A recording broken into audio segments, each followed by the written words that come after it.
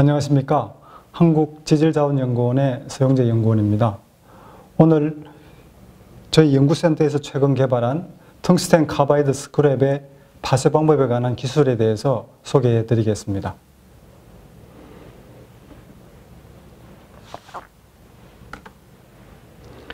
간략하게 저를 소개해 드리면은 저는 광물자원연구본부에서 광물자원과 순환자원으로부터 나노 소재 및 산업 원료를 개발하고 있습니다. 최근 2015년부터 초경 공구 텅스텐 하드 스크랩의 소재화 개발 기술을 수행해 오고 있습니다. 먼저 초경 공구로 많이 쓰이고 있는 텅스텐 카바이드의 리사이클링 기술 배경에 대해서 설명드리겠습니다. 이 슬라이드에서 보여드리는 바와 같이 텅스텐 카바이드의 주 원료인 텅스텐의 물질 흐름도를 살펴보면 텅스텐 자원은 회중석 철 망간 중석 정광으로부터 얻은 1차 텅스텐이 66%, 그리고 스크랩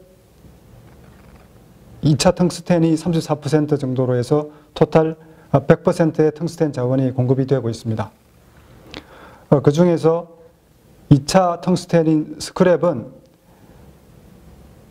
텅스텐 부품이나 제품이 사용되고 난 다음에 24% 정도가 스크랩으로 재활용되고 있고, 그리고 제품을 만들 때 발생하는 스크랩이 10% 정도 되겠습니다. 그래서 토탈 34% 정도 되는 2차 텅스텐이 텅스텐 전체 수급을 차지하고 있습니다. 특히 최근 이 텅스텐 사용량이 계속 증가함에 따라서 원광의 품위가 계속 떨어지고 있어서 원광의 품위가 낮은 광산이 개발되고 있습니다. 그럼에 따라서 원광의 처리 비용이 증가하고 있고, 그 결과 2차 텅스텐의 가치가 훨씬 더 증가하고 있습니다. 다음 슬라이드에서는 이 텅스텐을 재활용하는 기술에 대해서 간략히 소개해 드리겠습니다. 텅스텐은 주요 선진국에서 임계금속으로 지정된 중요 금속 자원입니다. 따라서 다양한 재활용 기술이 개발되고 있습니다.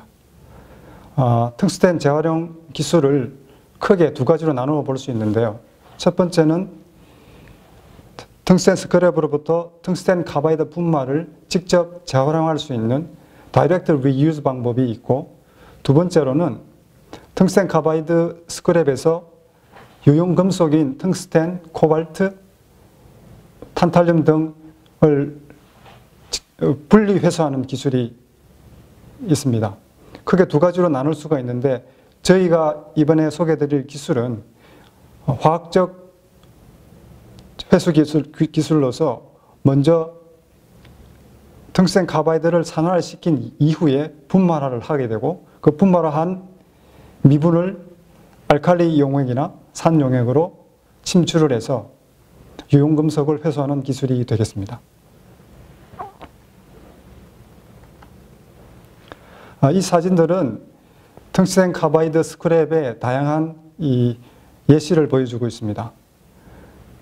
첫 번째 라인에 소개되어 있는 텅스텐 카바이드 하드 스크랩은 공구용 인서트나 공구용 툴팁 혹은 내마모용 부품으로 주로 활용되고 있는데, 그 부피가 아주 크기 때문에 밑에 보이시는 소프트 스크랩에 비해서 재활용하기가 훨씬 더 힘듭니다. 그래서 하드 스크랩을 재활용하기 위해서는 아래 소프트 스크랩과 마찬가지로 아주 작은 크기로 분쇄를 해야 재활용 효율이 높아지게 됩니다. 특히 이번에 소개해드릴 기술은 기존에 저희들이 보유하고 있는 기술을 개량한 기술이 되겠습니다. 저희가 이번에 개발한 기술을 산화구리 플럭스 배수법이라고 명명을 했는데요. 그 공정도를 간단하게 살펴보면은 텅스텐 카바이드 하드 스크랩을 산화구리 분말을 첨가를 해서 고열 가열로에 장입한 다음에 그 혼합물을 1100도씨 부근에서 가열을 하게 됩니다. 1시간 이내로 가열을 하게 되면 금속 산화물로 수독을 하게 되는데 이때 금속 산화물이 냉각된 이후에 분쇄를 하고 채질을 해서 금속 산화물 분말을 수독하게 됩니다. 이때 투입된 산화구리 분말은 대부분이 괴상의 메탈 구리로 변하게 되는데 이 구리를 다시 산화를 해서 산화구리 플럭스 배수법의 원료로 다시 투입하게 됩니다. 따라서 산화구리를 계속 순환하여 재사용할 수 있습니다. 간략히 설명을 드리면 산화구리 플럭스 배수법은 공기 중 1200도씨 이하 조건에서 조업을 하게 되므로 진공 설비나 초고온 관료가 필요 없어서 에너지가 효율적이고요. 그리고 카파 옥사이드 배수 후에 생성된 괴상의 카파 구리를 분말화해서 재사용할 수 있으므로 경제적으로 볼 수 있습니다. 산화구리 플럭스 배수법을 적용해서 한 사례를 보여드리고 있는데 위쪽 제일 왼쪽에 있는 사진이 반응 전 텅스텐 카바이드 코발트로 이루어진 커팅 인서터가 되겠습니다. 그 위에 산화구리 플럭스 분말을 채우고 가열로에서 1100도씨에서 1시간 이내로 가열을 하게 되면은 제일 오른쪽에 사진처럼 반응 전에 텅스텐 카바이드의 형상이 사라지고 금속 산화물 생성물을 형성하게 됩니다. 이 금속 산화물 생성물을 망치로 깨가지고 분쇄를 해보면은 아래쪽 왼쪽 그림처럼 괴상의 구리와 그리고 검은색 계통의 산화물로 분리가 됩니다. 이때 산화물을 이 막자사발로 가볍게 분쇄를 하게 되면은 100마이크론 이하의 미세 분말로 쉽게 분말화가 가능합니다. 따라서 산화구리 플럭스 배수법을 활용하게 되면은 공구강으로서 기계적 특성이 우수한 텅스텐 카바이드 코발트를 금속 산화물 형태로 미분화가 가능합니다. 저희 산화구리 플럭스 배수법을 종래 기술 대비 이 특장점을 비교를 해보면은 첫 번째로 상업적으로 가장 많이 사용되고 있는 아연법은 고온 진공 중에서 조업을 하게 되는데 에너지 소비가 크고 공정이 좀 까다롭습니다. 그리고 화학적 처리법은 하드 스크랩에는 적용하기 어려운 방법이 되겠고요. 그리고 알루미늄 플럭스 합금법은 저희 연구원에서 2015년도에 개발한 기술이 되겠습니다.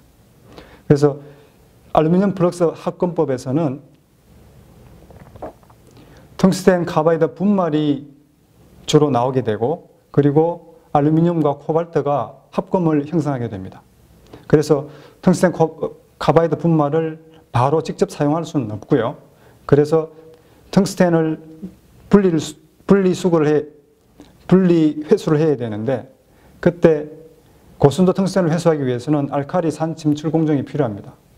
그런데 텅스텐 카바이드는 일반 산이나 알칼리에 녹지 않기 때문에 용해가 되지 않으므로 한 번 더 고온 산화 공정을 거쳐서 텅스텐 산화물로 변환을 해야 되게 됩니다.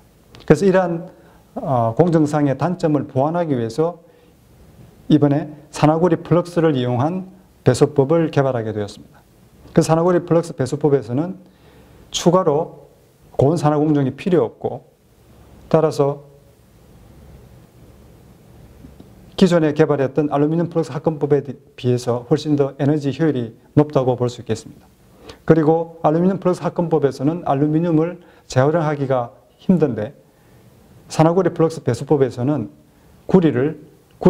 산화구리로 다시 산화시켜서 재활용할 수 있으므로 더욱더 경제적인 공정이 되겠습니다. 이러한 재활용 기술의 적용 분야는 텅스텐이 포함되어 있는 부품이나 분말 등에 적용할 수가 있습니다. 텅스텐은 우수한 기계적 특성을 갖고 있어서 다른 금속으로 대체하기 어려운 이러한 다양한 산업 분야에 주로 사용을 되고 있는데 특히 저희가 개발하게 된 텅스텐 카바이드 리사이클링 기술은 텅스텐이 가장 많이 사용되고 있는 초경합금 60% 정도의 텅스텐 카바이드에 초점을 맞춰서 기술을 개발했고요. 대신에 합금강 혹은 초합금 등에도 활용할 수 있을 것으로 기대되기 때문에 거의 한 80% 이상에 달하는 텅스텐 기계 부품 소재에 활용이 될 수 있을 것으로 생각이 됩니다. 그리고 기술 동향을 살펴보면은 1971년부터 2015년까지 출연된 특허를 조사를 해봤는데, 이 텅스텐 하드 스크랩 관련 특허 중에서 하드 스크랩 파쇄에 관한 특허는 금속 플러스 6건, 파쇄 26건으로 전체 요소 기술의 약 15%를 차지합니다. 그리고 중국과 미국을 선두로 한국과 일본에서 주로 출원이 되어 왔습니다. 이러한 기술 중에서 가장 많이 산업계에서 활용되고 있는 아연 합금법은 텅스텐 하드 스크랩을 이용을 해서 아연 중탕을 통해 코발트를 용해를 하게 되고, 그리고 코발트 아연이 합금을 이루고 있는 상태에서 진공을 걸어서 약 950도 정도에서 아연을 진공 증발시키게 됩니다. 그렇게 되면은 스펀지 형태의 텅스텐 카바이드 코발트 분말이 텅스텐 카바이드 코발트가 만들어지고요. 이 스펀지 형태의 결과물을 분쇄하고 체질을 하게 되면은 텅스텐 카바이드 코발트 분말을 얻게 됩니다. 그래서 처음에 투입했던 하드 스크랩, 텅스텐 카바이드 코발트 공구를 제조했던 원 상태의 분말을 그대로 얻을 수 있게 됩니다. 단지 텅스텐 카바이드 코발트의 품위가 처음 투입했던 분말 대비 다소 낮아진다는 단점이 있습니다. 그리고 두 번째로 중요한 특허 중에 하나인 금속 플러스 합금법에서는 알루미늄 분말을 첨가를 하고 첨가한 상태에서 고온로에서 진공 배수를 하게 되고 냉각 후 분쇄 체질을 해서 텅스텐 카바이드가 위주로 구성이 되어 있는 분말을 얻을 수 있습니다. 반면에 이번에 개발하게 된 산화구리 플럭스 배수법은 산화구리 분말을 첨가를 하고 공기 중에서 산화 배수를 시키게 됩니다. 그 이후에 냉각 후 분쇄 체질을 해서 금속 산화물 상태의 분말을 얻게 됩니다. 그리고 이때 부수적으로 형성이 되는 괴상의 구리는 산화 과정을 거쳐서 다시 공중으로 재투입되게 됩니다. 따라서 아연 합금법과 금속 플러스 합금법이 갖고 있는 일부 단점을 보강한 새로운 기술이 되겠습니다. 간단히 텅스텐 카바이드 하드 스크랩 리사이클링 대표 기술의 이 특징을 비교를 해보면은 산화구리 플럭스 배수법은 아연 합금이나 금속 플러스 합금에 대해서 에너지 소모율이 특히 적은 장점이 있고요. 그래서 공정 시간도 짧고 제품 품질도 고품질 금속을 얻을 수가 있습니다. 그리고 조업 난이도도 낮은 편에 속하고요. 코발트도 부가가치를 올릴 수 있습니다. 단지 금속을 각각 분리 회수를 해야 되기 때문에 강산이나 강알칼리를 사용하게 되므로 폐수 처리가 추가적으로 필요하게 되겠습니다. 전 세계 텅스텐 공급 시장 동향을 간략히 설명드리겠습니다. 2019년 텅스텐 광산 생산량이 약 8만 5천 MTU 정도 되는데 여기에 82% 이상을 중국에서 생산해서 수출되고 있습니다. 또한 중국 정부에서는 최근 텅스텐 산업을 규제하고 있고요. 특히 전 세계 텅스텐 매장량의 절반 이상, 약 60%가량이 중국에 편중되어 있어서 장기적으로는 중국의 소재 독점화가 발생할 위험도 큽니다. 거기에 더해서 2000년부터 지금까지 약 5배 정도의 텅스텐 가격이 급상승했고, 앞에서 말씀드린 바와 같이 원료 확보도 힘들기 때문에 텅스텐의 리사이클링 문제가 중요한 기술로 부각되고 있습니다. 우리나라에 수입 수출되고 있는 텅스텐 시장을 살펴보면은 전체 희유금속 중에서 원재료 수입 8위를 차지하고 있고요. 수출도 7위를 차지하고 있습니다. 상당히 중요한 전략금속으로 볼 수가 있고요. 그 원재료 중에서 스크랩만 살펴본다 그러면은 약 190만 달러치 172톤을 주로 일본이나